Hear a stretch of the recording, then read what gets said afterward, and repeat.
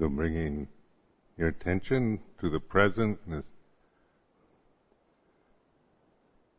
composing, bringing together, stop the thinking process of remembering the past or planning the future. Just that which is happening the way it is at this present moment.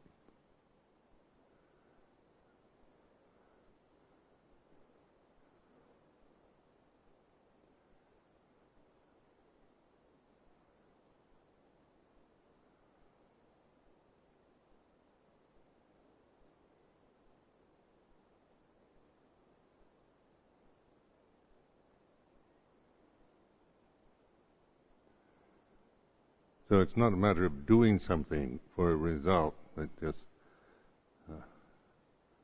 resting and relaxed attention, openness, receptivity.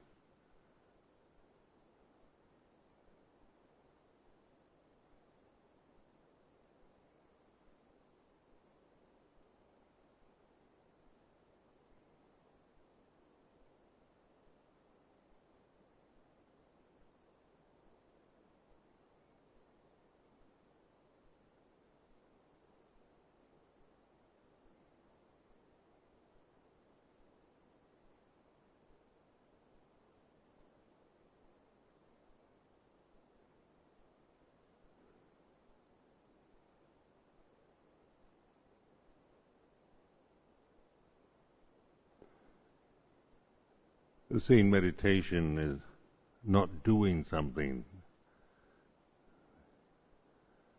to get a result. It's more an attitude of resting, relaxing, opening. It's not something you do to get a result, but just in itself at this present moment, opening to the way it is.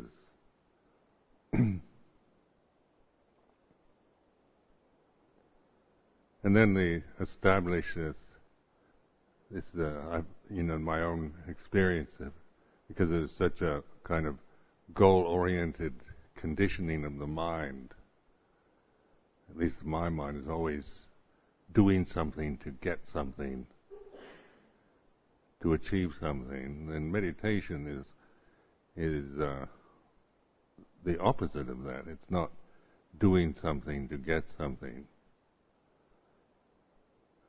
So when we try to conceive of what are we trying to get from meditation, what are we trying to achieve or attain through meditation, then this puts us back into that goal-oriented state of, I've got to get something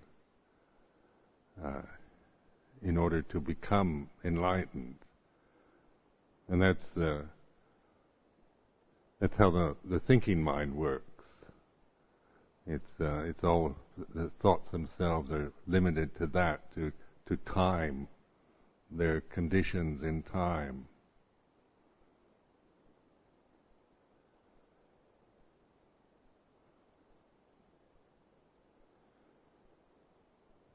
So when we even read the scriptures, and we read the scriptures with that mindset, with already the conditioning of the mind aimed at attaining and achieving, the progressive approach. You do this first, and then that second, and then on and on like this. So that when we just read the scriptures from our intellect, then we get the same impression that we've got to do something to attain something. Attain enlightenment or get the jhanas or get insight. So it's very important to they keep pointing out the limitation of thought. Thought itself is not to be trusted. It's merely a function of the mind. And oftentimes our thinking process is conditioned out of ignorance, out of not understanding Dhamma, so that we naturally assume I am somebody who has to do something to become something else.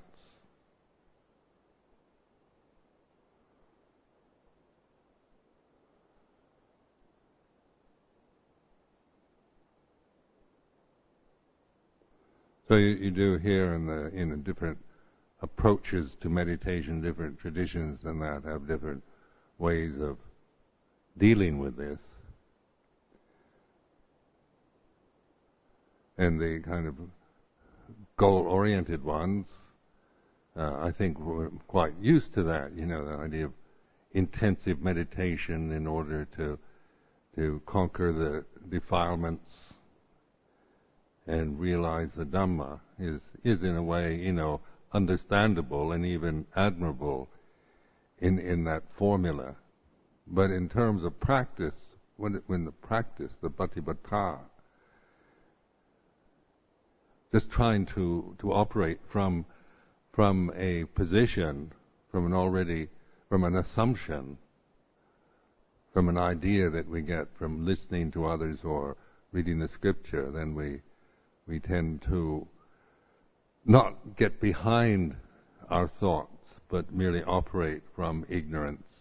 And if you start with ignorance and do not see through it, then the result of your practice will be ignorance. Ignorance doesn't produce wisdom.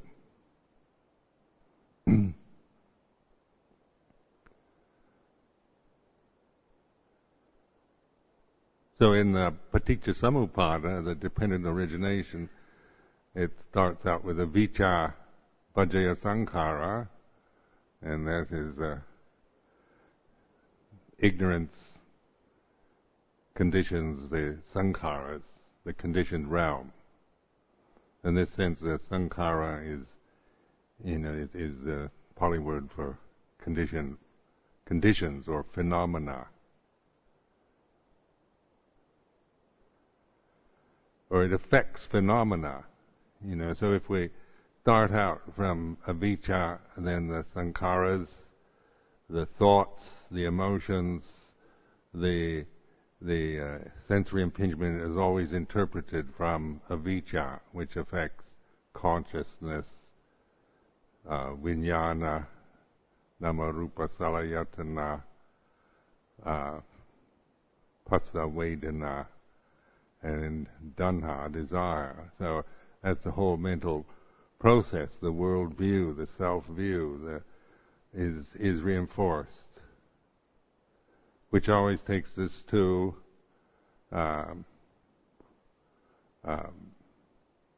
rebirth and suffering. So ignorance is the cause of the suffering, the dukkha. Sokha pariteva tukha tomanassa upayasa.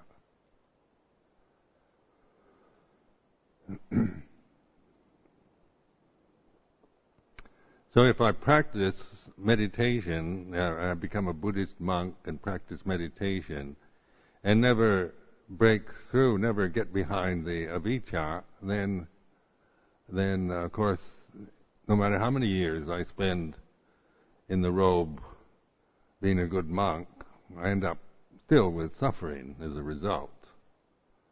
Because everything is interpreted from that. Me, mine, my practice, my life.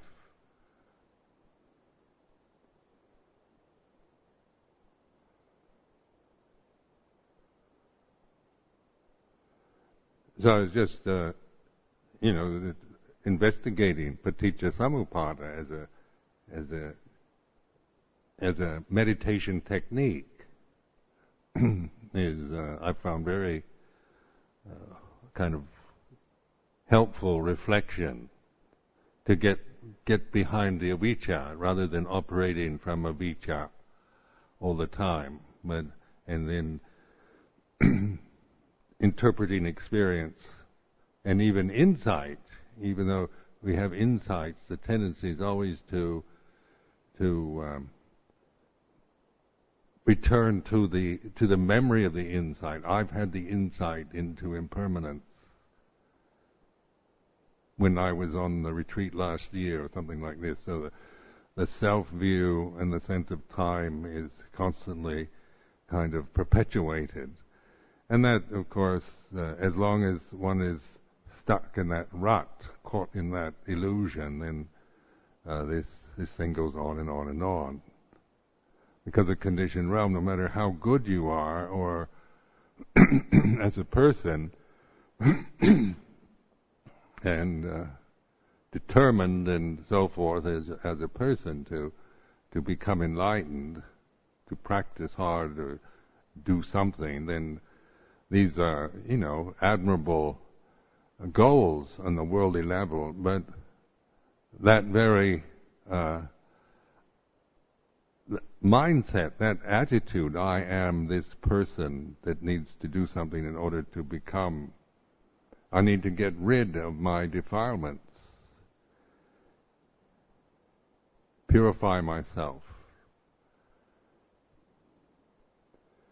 Now, it's not that these are wrong, wrong views, but they are views, and the self-view, the sense of me and mine, operates from ignorance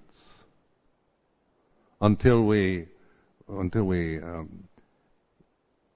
see through the ignorance, and that can only be done with awareness, mindfulness. Because you can't operate, try to get rid of ignorance as some kind of personal effort. Trying to conquer ignorance, that increases the sense of I am somebody ignorant that needs to get rid of it. So at this moment, if you just trust in the awareness in this moment, the sense of I am this person, and I've got to, and then when we think of I am, say I am Ajahn Sumedho, and then with that as my basis for practice, then I think Ajahn Sumedho, it triggers off all the memories, the sense of myself, my position, my fears, my emotional habits, my inclinations, preferences, prejudices, what I think about myself as a person, as a personality. But if I start from awareness rather than I am, because I am is a construction we make, it's a thought, and it's an assumption. I am this body, I am the five khandhas, these are mine, I am like this. So that's why awareness is the only possible way out of that, of not creating myself, not annihilating myself. I'm not committing suicide or denying anything, but just not doing anything, not creating from that view of I am. So that's why to recognize awareness is just this much. It's before the thought I am arises, before the assumption that I've got to practice. Where there's the composing the mind, bringing attention to the present. It's just being present. It's the state of being. It's not a construction of becoming. It's like opening, noticing, paying attention.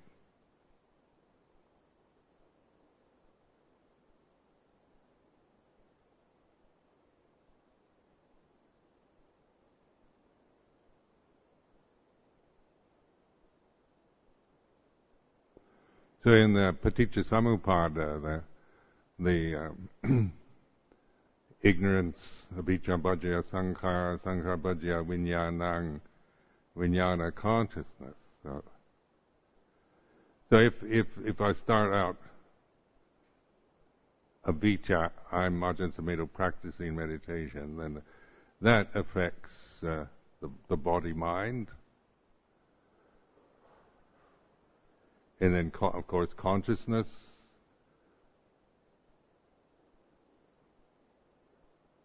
Name and form, the six senses, and that which contacts, and the feeling that arises, and the desires that come from the feeling, and then the becoming, and then the result of becoming is the suffering or dukkha.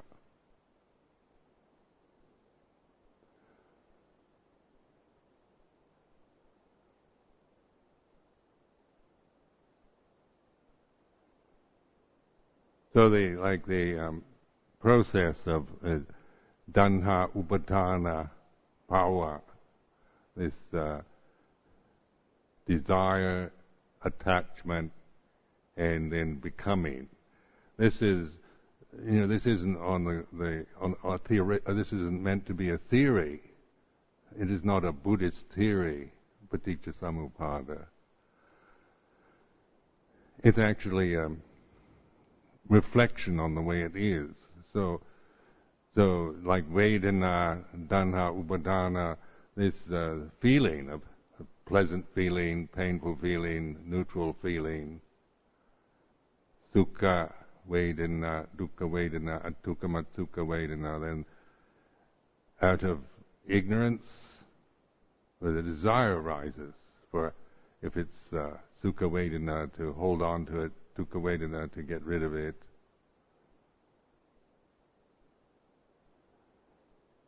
Atukha Matsukha Vedana usually is not unnoticed. We're usually, out of ignorance, conscious through the extremities of Vedana. We feel alive when we're really happy or really miserable.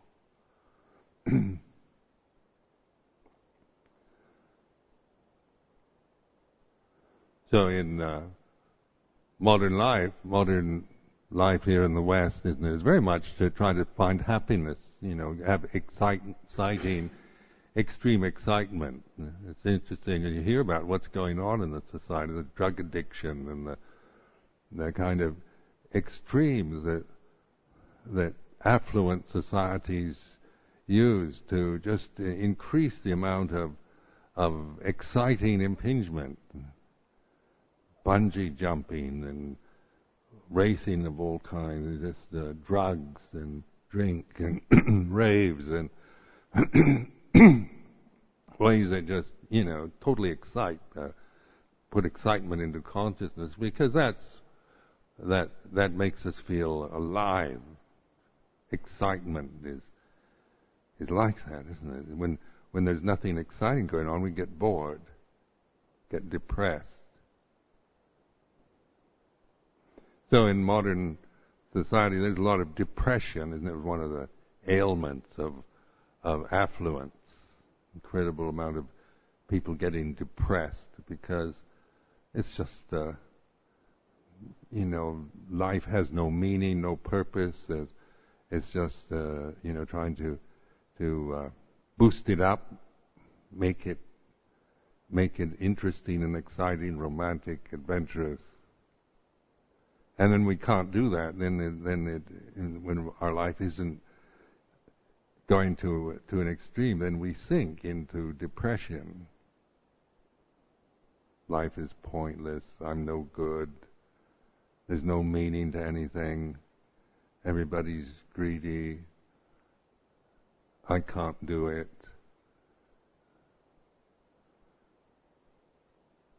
So all this comes out of avijja. And then as we cling to the desires, to tanha, then we become like that. Whatever we cling to, we become what we cling to. So notice, it's not like being reborn into another body, such a physical reincarnation, but this the rebirth process is like a mental one. So if you cling to happiness, then you become happy. You cling to negativity, you become negative. You cling to a view about yourself, your self-worth, then you become like that, whatever that view might be. So it's quite obvious, isn't it? Upadana, tanha upadana, bhava, jati, rebirth, jara marana, soka pariteva, upayasa. So the whole process of grief, lamentation, sorrow, and despair.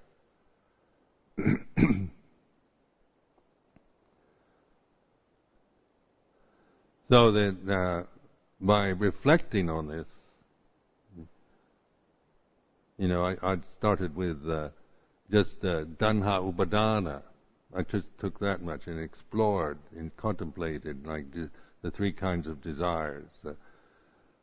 Kama dhanha, bhava dhanha, vibhava dhanha, and then really investigated dhanha as experience, felt it, wanted to really be fully conscious, know desire, know it, like become an expert on desire.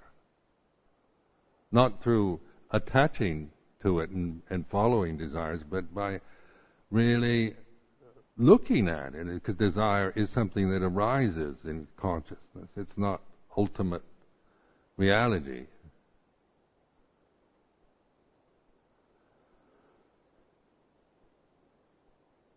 So like the just a sense desire, pleasure for senses, I found that quite obvious.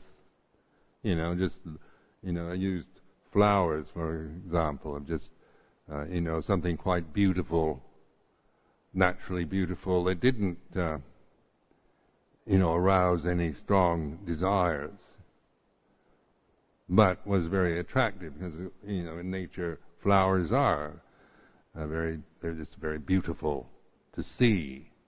So just, noticing that looking at beauty, there's a natural attraction. One wants to linger, isn't it? One sees something beautiful, one feels attracted. That attraction, noticing the way that a beautiful object and the feeling of attraction. Attraction means you want to go toward it. You want to linger and stay with that which is beautiful.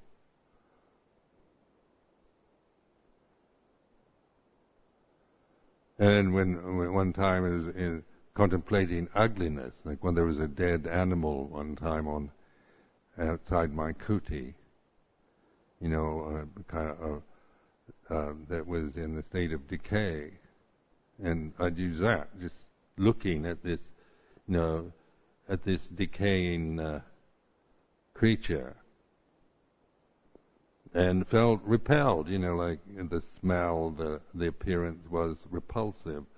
Just being aware of this sense of wanting to move away, wanting to get rid of it, not wanting to linger and stay with it. So this awareness is putting into practice, the power of the beautiful, just through, say, sight, something quite simple, with very, we like to look at things. Eye consciousness is very strong with most human beings. So the beautiful is like this, the attraction, the ugly. Look at your own excrement. Just looking at one's own excrement is not, one feels quite repelled by it.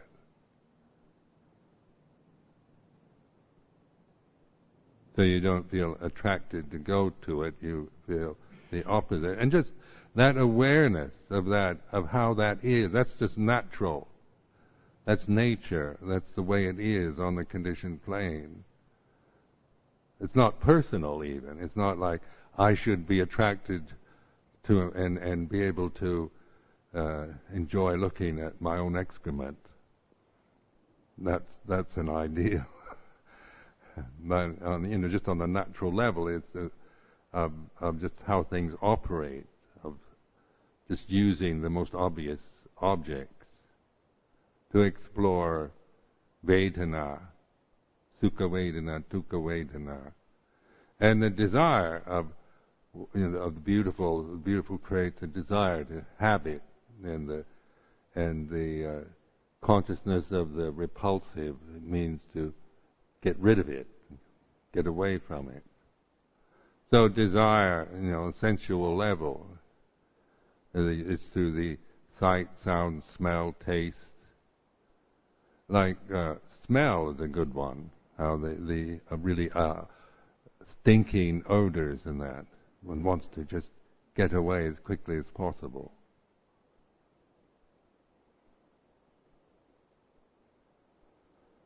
So this is natural conditioning. This is not a personal problem. It is the way it is. But the awareness of it is what is the way to understand and not just be caught in the power of attraction and aversion. Otherwise, we're just stuck with that. We're just caught helplessly in the desire realm, always trying to hold on to the beautiful, get rid of the ugly. If there's no way out of that, if we're just helpless victims of the conditioned realm that we're in, then there'd be no Buddha. There'd be no point in meditating.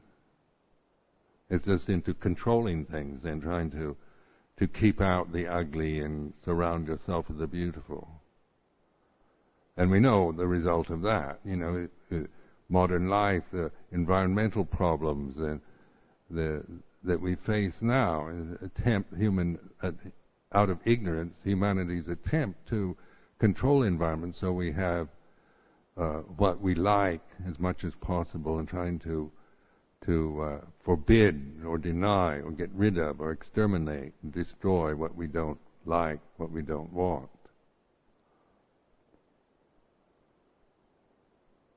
So it's really, I found this very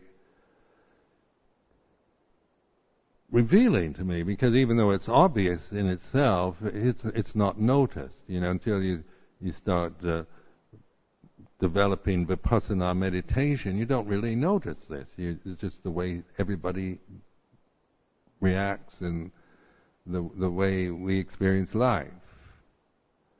There's no question. I am this person. This is my body. These are my things. This is my thoughts, my emotions, my feelings. Everything's interpreted from the personality. So then we have neurotic personalities, because our self-image is created through experience. Our self-worth, sense of our, whether we're attractive or unattractive, or lovable or not lovable, or good or bad, or acceptable or not. There's so many influences on us, from childhood, from infancy up to the present, of being appreciated, being rejected, being successful, being a failure.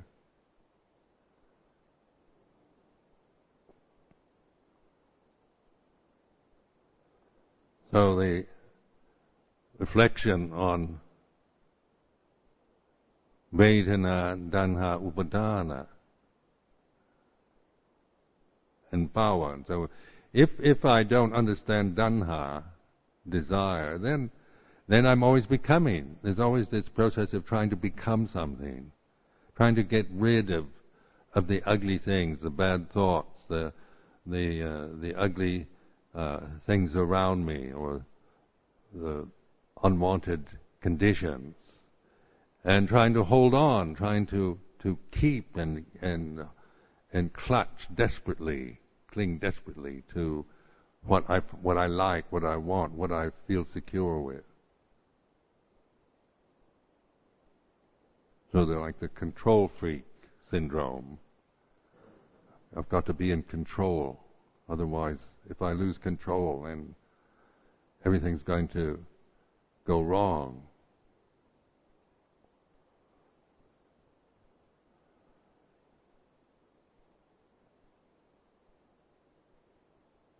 So in the sequence of Paticca Samuppada, this gives us a chance to really look at the kind of the minutiae of experience. So you're kind of taking what is Dhanha then really. Not to, it means desire, translated as desire in English, but in terms of experience, what is it? And what is it that can look at Dhanha? If desire is me, then how can one desire look at another desire? If my true nature, if I'm really desire is my true nature, how could I ever get beyond it? Just one desire replacing another. But if you're with awareness, sati sampajanya, you're actually looking at Dhanha as an object, as an aramana. And so in the second noble truth, that Gama Dhanha, Bhava Dhanha, Vipava Dhanha, and Bhava Dhanha in this sense. What is that? And they say it was desire to become, and so in the English translation. But then I see, I used to, I want to become enlightened. I want to become better. I want to become an arahant. I want to become, I could see so much of bhava dhanha in my practice. Why all the effort I put into meditation practice. Why it would take me to suffering. Why the result of it, would end up with dukkha, because it was based on avijja, the sense of me practicing, and the desire to become, and the desire is a good desire. It's not desire is necessarily bad, on the value. There's good desires to become somebody good, and then desire to rob a bank or commit murder, or bad desires. but it's not a matter of good and bad, but being able to really recognize no desire, dhanha, as dhanha.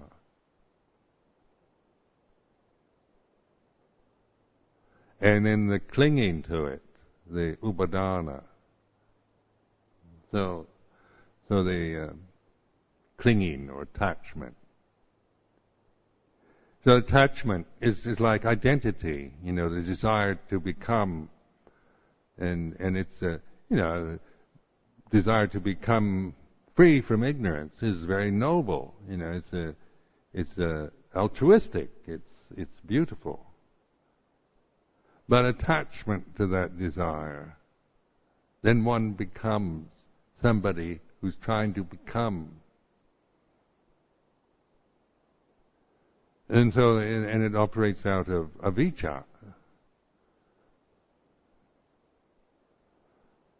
So then just noticing this kind of pushiness of my mind, this desire of always trying to get something, achieve something. And then the kind of disappointment when I don't get what I put so much effort into trying to get, or I get some kind of good result, but then I lose it. Anything I get, I'll lose. So if I'm trying to get enlightenment, then I practice hard and mind's clear and bright, and I feel I've attained enlightenment, and I'm also going to lose it.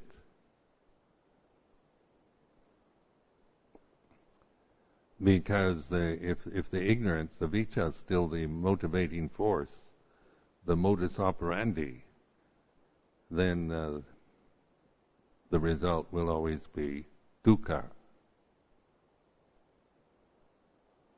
So, like taking a paticca samuppada just from the, the beginning point of avijja to the very end, avijja is the cause of suffering. Avijja bhajaya sokapayate tukka tomanasa upayasa dukkha. And just being able to connect those two, as long as there's avijja, it's going to, the result, everything I do, my life will always end up with dukkha as a result. And not to just philosophize about that, but just notice that operating from the self view,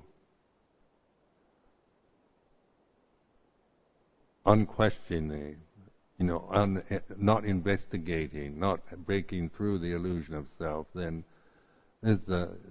how could it be otherwise? Because the whole programming, the conditioning is a process based on ignorance. And as long as there's ignorance, one is always going to be dukkha, experience dukkha as a result. Because identity with the five khandhas is, the identity with something that's really not me and mine anyway, that is subject to so many influences in the universe, is a sensitive form, and is in the process of change, and it's getting old. Old age, sickness, death. And so the dukkha, the fear of death, the fear of not getting, the fear of failure, fear of suffering.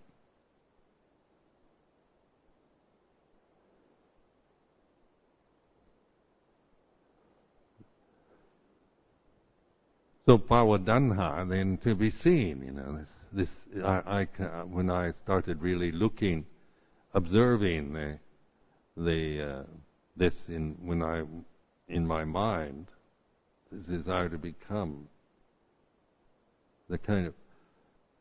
is a kind of pushiness of the mind, ambition or striving, longing, kind of willful doing of things in order to become, the achievement, desire to achieve and attain.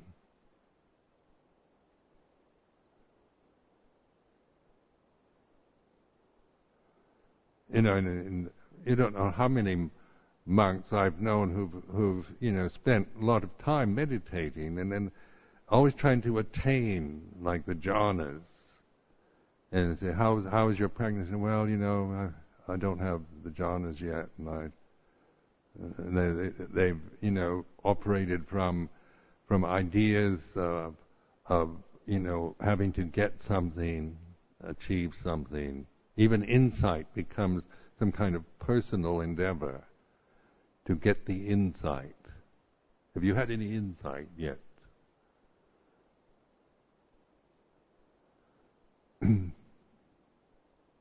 So the basic problem has never been really addressed and never been recognized. Vipavadanha, the desire to get rid of things. And this I found, as I said before, was very much, this was really a powerful insight to really see how much of my life had been in this, trying to ignore, resist, run away from, get rid of what I don't like in myself or around me. So much this desire to get rid of, to annihilate, or just ignore, don't want to know, tell me everything is okay, I don't want to know that there's any problem or anything wrong. So noticing this as the desire to get rid of, like the story of Gwendolyn, what are you to me? the obsession with this stupid thought, and then the desire to get rid of it. That's Vipavandanha. I can't be bothered with this stupid thought. This is silly. It's interfering with my. I want to develop important insights into Dhamma, and not be stuck every time I sit down and cross my legs and then this stupid thought arises. I want to get rid of it.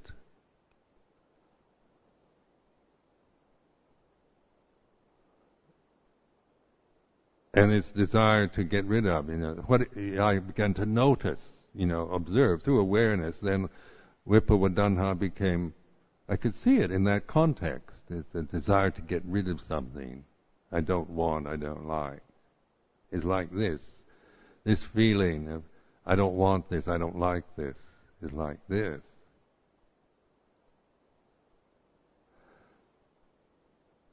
And then clinging to that desire, Vipavandanha, I become someone who's trying to get rid of things. Which takes me to, I get reborn as this person who's desperately trying to get rid of what I don't want. And then the result of that bhava, jati, rebirth, and then the result, that birth is dukkha. Now this is what I mean by exploring this, not in terms of the three life theory in the Word of the Buddha book that we used in the Dhamma class, that they explain it very much in the three life theory, which is more like a theory. It doesn't. It's about three lives: past life, present, and future. And rebirth is something that happens in the future. Where to me that's interesting. There's nothing wrong with that. But then in terms of practice, of the here and now practice, Paccuppanna Dhamma, a theory is not is not very useful, because it's all speculative about previous lives and and what will happen in the future. It's about here and now. And then ignorance, avijja,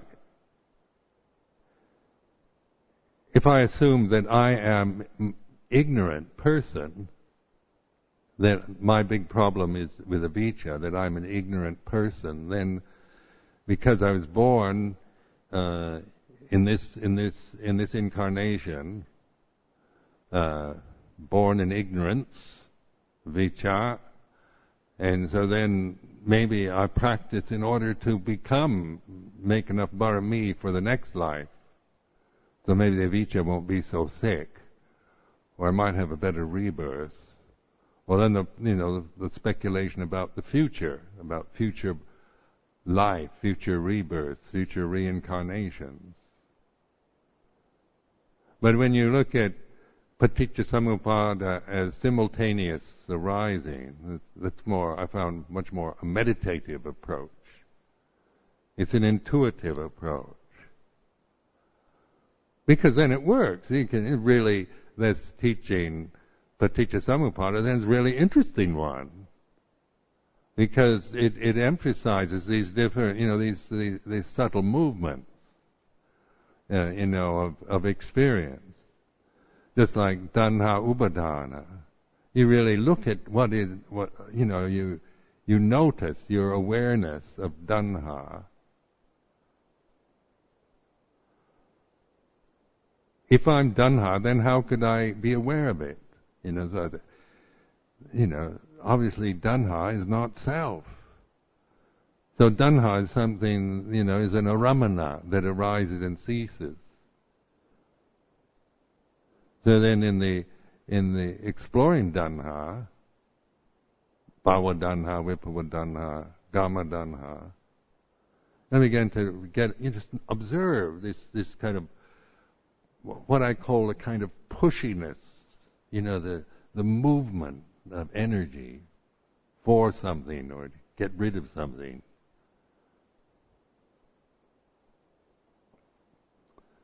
There's nothing wrong with it, is it? It's not, I'm anti-Dhanna, trying to destroy Dhanna, but to recognize, know it. This is what we can actually do.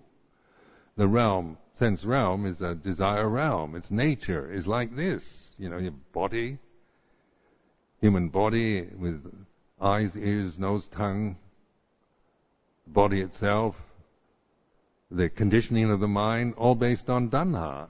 So Dhanna, this realm is like this, the sense realm. Happiness means sensitive. The sensitivity means sukha vedana, dukkha vedana, dukkha matsukha vedana. So the recognizing of this realm, but that which is recognizing this realm, the ability to pay attention, to be aware, to allow this realm to be seen in consciousness, no longer attached to, no longer identified with the realm, but learning from this realm within the conditions of the body-mind that we experience here and now.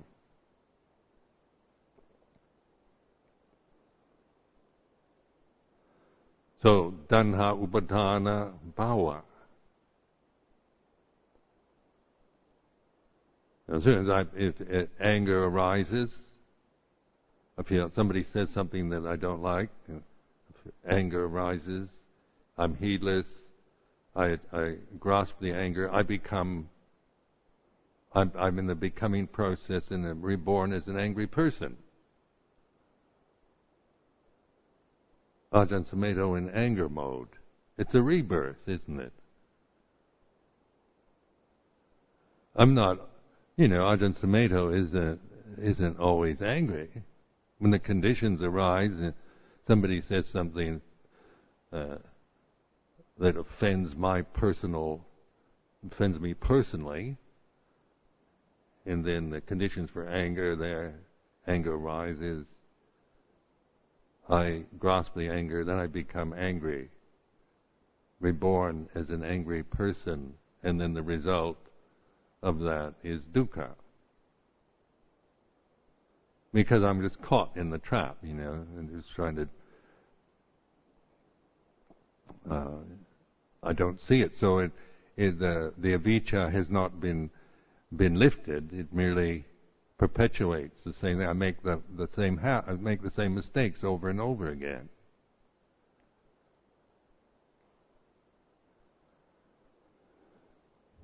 Or greed, lust arises, or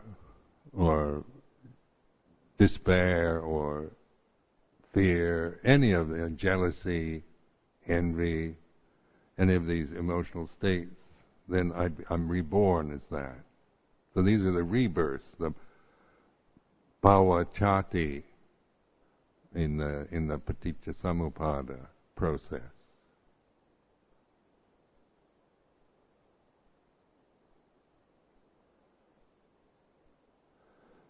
So as long as there's ignorance, I'm just a helpless victim of my conditioning. Just what can you do? I'm like this. I get upset over this. I want this. I don't like that. I'm like this.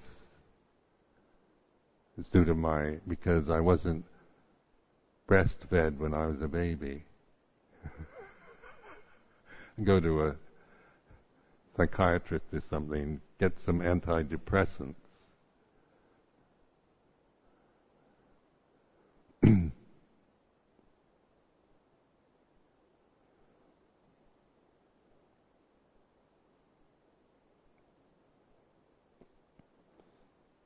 So that's why in encouraging this use of paticca samuppada, there's a book by Prapayutto that I quite like, even though there has been great criticism of this book.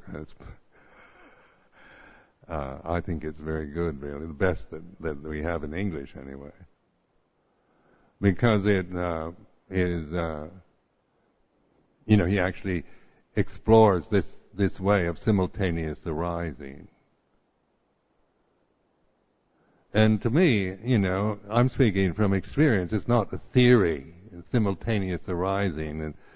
in the moment is not something that, the theory that I like better than the other one. I've actually used it. It's like something you can use as a tool for awareness and insight. It's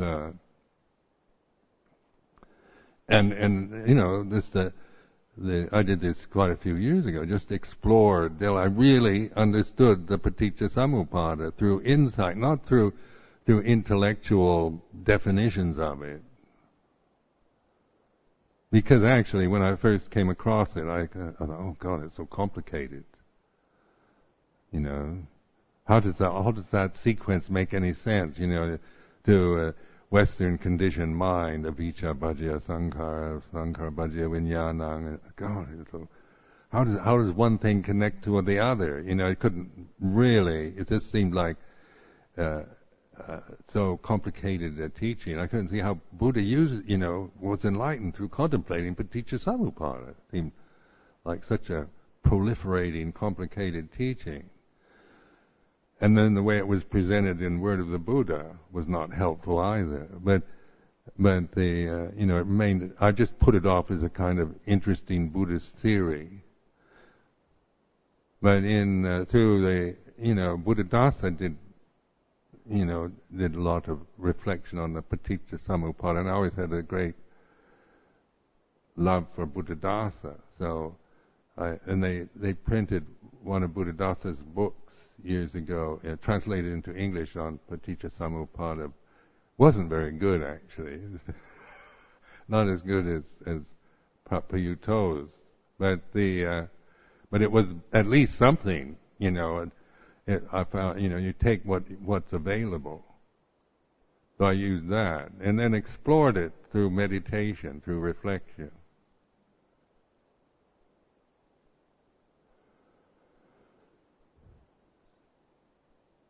So passa vedana, just noticing the contact through the senses and the vedana that arises.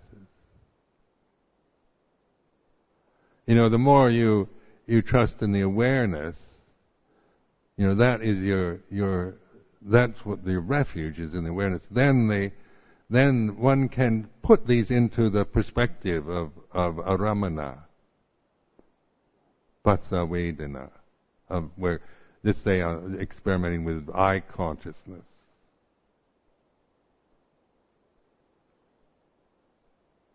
Sound, smell, taste, and touch.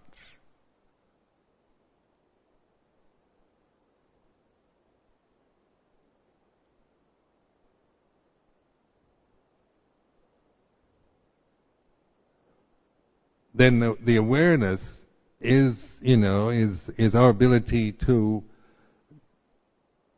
look at, to observe from this bhutto, this position of awareness, which is not avijja anymore. Awareness isn't avijja, doesn't come from ignorance. If I think I'm aware, then that can be ignorance. I'm a very aware monk. Awareness is me. That could be very ignorant. And I'm more aware than you are. Or I'm not aware very much. These come out of the sense of self. But the reality of awareness isn't personal. I can't claim it and say I am aware as some kind of personal quality or attainment. It's a natural state, isn't it? So awareness isn't avijja, but if there's not awareness, then I fall back into the avijja mode. I am this person, I am like this, my feelings, my thoughts. I shouldn't be. And then that whole scenario ends up as dukkha. It's like self-hatred or just depression. As you get older too, when you're young, you do have ambitions and goals to reach and challenges, and so you can get kind of dazzled by those opportunities. I remember when I was 20 years old, how the world was just my oyster. There seemed so many possibilities for an exciting life, ambition, achievement, attainment, and it all seemed so interesting, compelling, and fascinating. By the time I was 28, 29, I was terribly disappointed.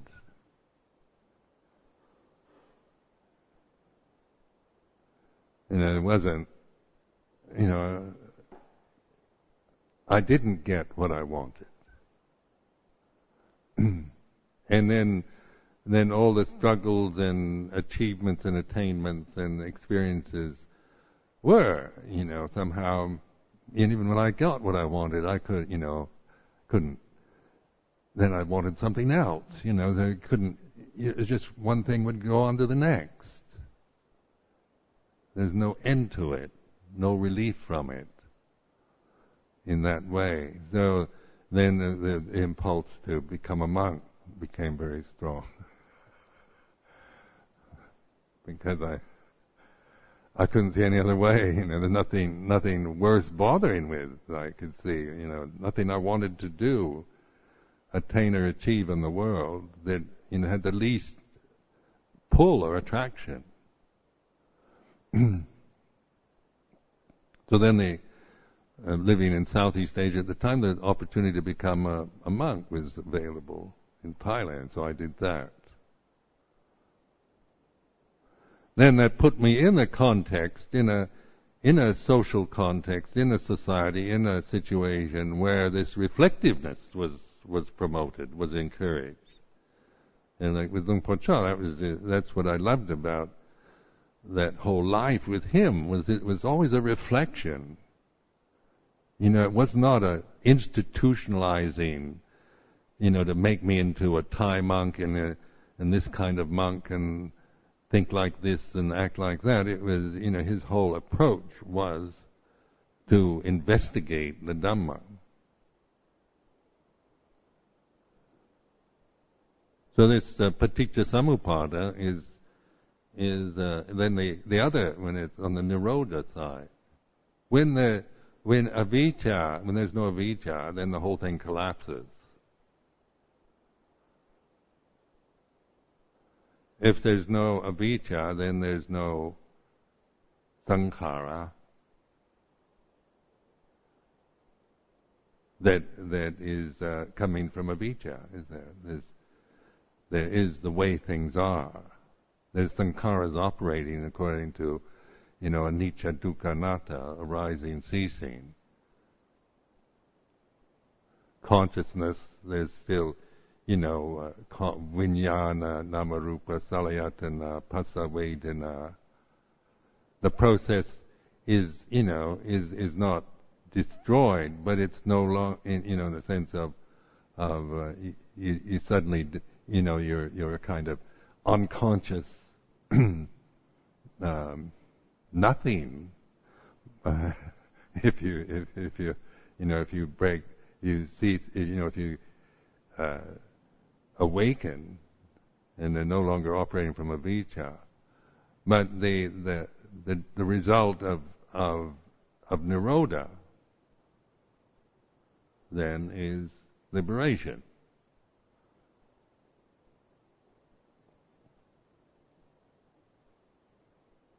Non-suffering.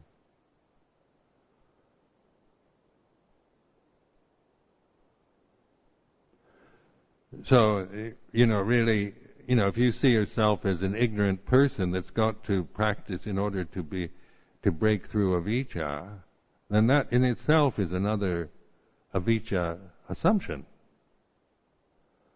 So what I'm saying is get to the source, be the source itself. I am an ignorant person is a self. I create that thought. You don't have to tell me I'm an ignorant person. I can. I'm very easily convinced I'm an ignorant person. My personality certainly is not enlightened, I'll tell you.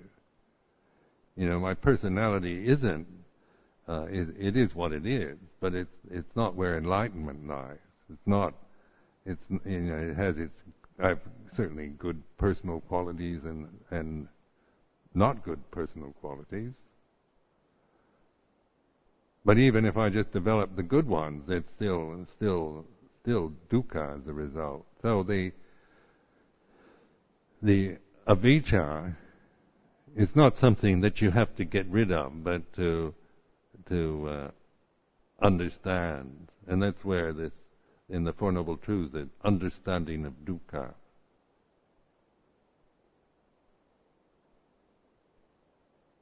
So if I'm not anything, you know, if I don't start from I'm Ajahn Sumedho, who has a lot of avijja and has to do something to get rid of it. If I, instead of creating that thought, that perception, I trust in the awareness of it, you know, so that which is aware of me thinking I am avijja, that awareness, you know, that's what I'm pointing to. That's where liberation lies, in that awareness, learning to recognize and to free yourself from just the momentum of identifying with what you think you are, what you believe yourself to be. So I don't think, you know, I don't have avijja, I'm an enlightened person, and that's another avijja again. The whole process of I am is, you know, is a created process.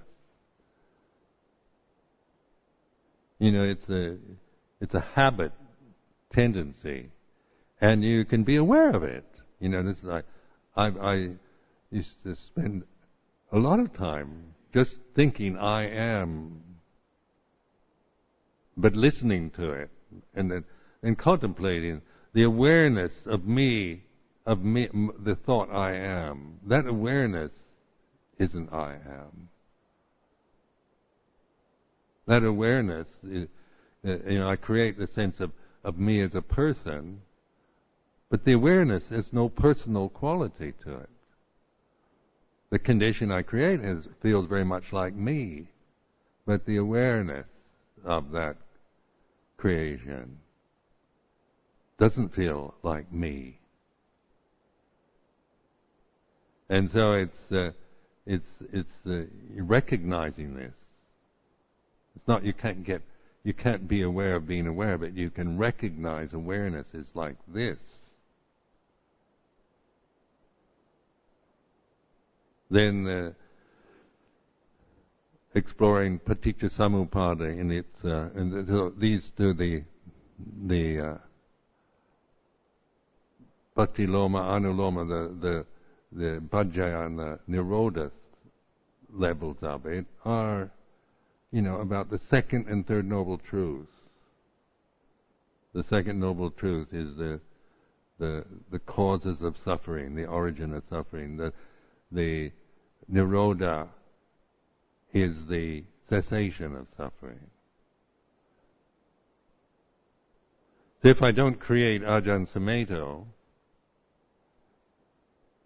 then there's no Sumedho created. Then there is awareness. I don't faint into unconsciousness or die. There is awareness, and that awareness is intelligent. It's not. It's not a dumb, dull state. That makes me inoperable, but it puts me in this position of Bhutto, of being able to witness, observe the way things are. The Buddha knows the Dhamma, the truth of the way it is.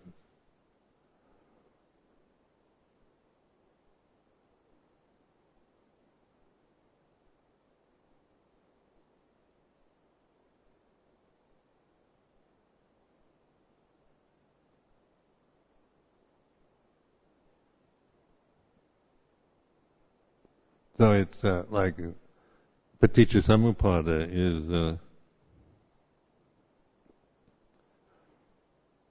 what I really, the insights I had from that were, you keep exploring it and kind of pursuing it till you really understand it, not on the intellectual level, not just trying to figure it out with your, through what this monk says or this teacher says or what Visuddhimagga says or this or that. And, on that level, it's that you can get into arguments and strong views, but preferences for one interpretation over another.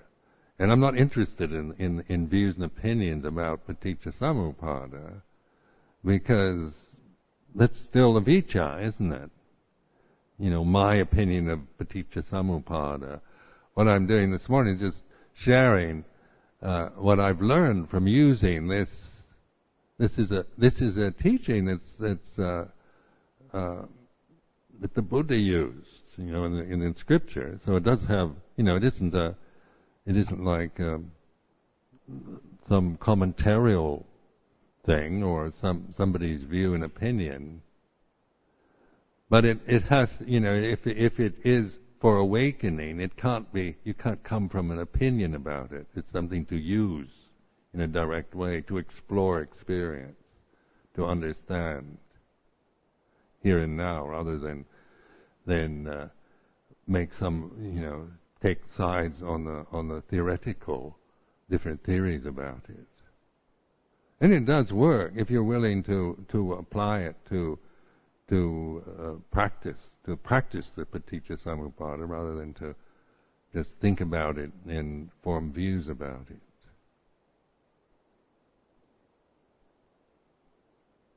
So these two, like Four Noble Truths, Paticca Samuppada, these are the most useful conventions.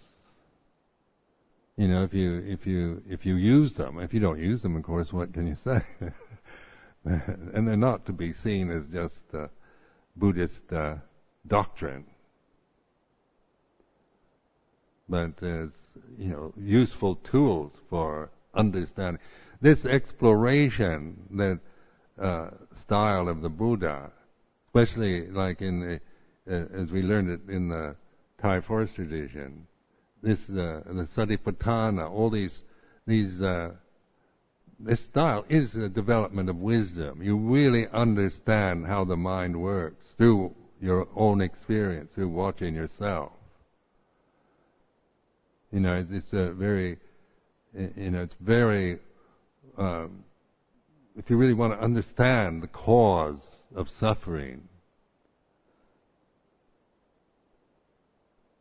and understand why, what self really is, and ignorance and delusion, then these kind of teachings are very helpful for that kind of understanding, and it is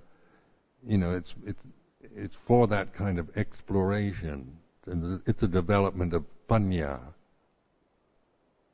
the panya approach, wisdom approach.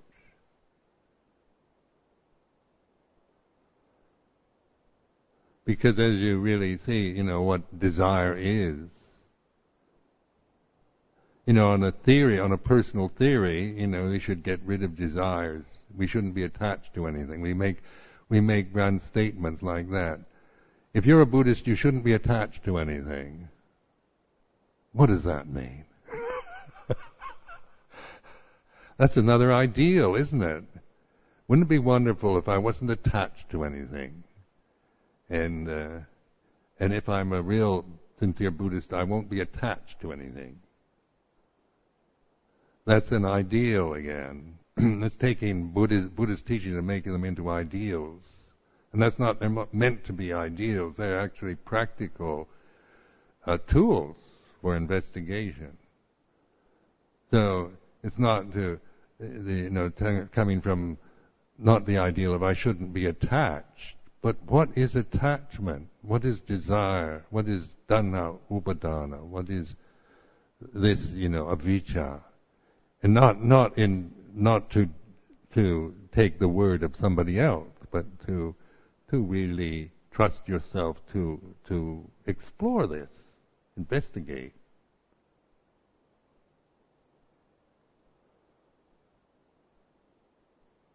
So that from, through wisdom, there's a jnana dasana, this insight, this profound knowing. It's not knowing about Buddhism.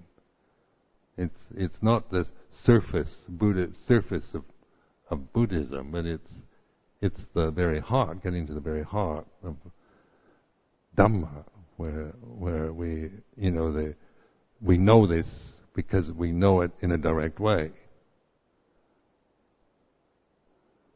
Like the taste of honey. And once you taste it, you know it. So somebody says, honey is bitter. And it tastes like McDonald's hamburgers. and they say it with great authority. I say, no, it isn't sweet. Because I've tasted it. If I've never tasted it, then I might think, well, he's an authority on, he knows all about honey, so I must follow him, believe him. But once you taste it, then you know for yourself. So this Four Noble Truths in Paticca Samuppada is, getting and tasting it. What is dukkha? What is upadana? Tanha upadana? Taste it, Get the flavor of it so that you know what it is. It's no longer, I shouldn't be attached to anything at all if I'm a good Buddhist. And that is, you'll never get anywhere with that. And then you'll only feel guilty about yourself because every time, I'm too attached to this, shouldn't be attached, I love my children too much, I shouldn't be attached to my children, I shouldn't be attached. You end up, feeling that you somehow, this life I can't do it because I've got too many attachments. And then it is, you've already made up your mind to be ignorant. So this awakening, the Buddha said, wake up, pay attention, look at the way it is. Then it gives helpful teachings that point to the way it is. They're not to be grasped as kind of Buddhist doctrines that we believe in. They are for application, for investigation. And they work, if you really apply them, use them. If you don't use them, then they remain good teachings still, but they can't force you. It's up to you to do it.